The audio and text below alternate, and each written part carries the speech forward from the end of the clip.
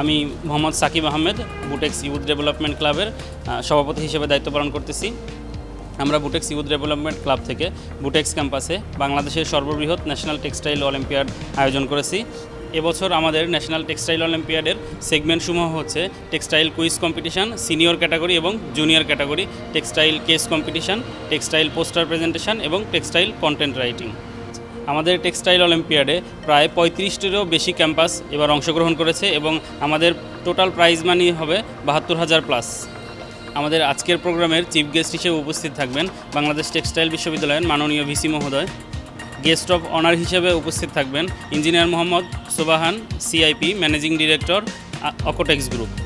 আমাদের textile case কম্পিটিশনের যারা চ্যাম্পিয়ন হবে তারা পাবে 10,000 টাকা, ফার্স্ট রানার আপ পাবে 5,000 টাকা, সেকেন্ড রানার আপ পাবে 2,500 টাকা এবং টেক্সটাইল কন্টেন্ট রাইটিং কম্পিটিশানে চ্যাম্পিয়ন পাবে 5,000 টাকা, ফার্স্ট রানার আপ পাবে 3,000 টাকা, সেকেন্ড রানার আপ পাবে 2,000 টাকা এবং আমাদের টেক্সটাইল পোস্টার প্রেজেন্টেশনের চ্যাম্পিয়ন টিম পাবে 5,000 টাকা, ফার্স্ট রানার আপ টিম পাবে 3,000 টাকা এবং সেকেন্ড রানার আপ পাবে 2,000 টাকা। তো আমাদের এবার অলিম্পিয়াডে টোটাল প্রাইজ মানি যাবে 72,000 প্লাস। এটা আমাদের হচ্ছে দ্বিতীয়বারের মতো আয়োজন। সামনে আমরা আরও বড় পরিসরে আরও বড় করে করতে চাই। তো এবার আমাদের অলিম্পিয়াডে প্রায় 35টি ক্যাম্পাস অংশগ্রহণ করেছে।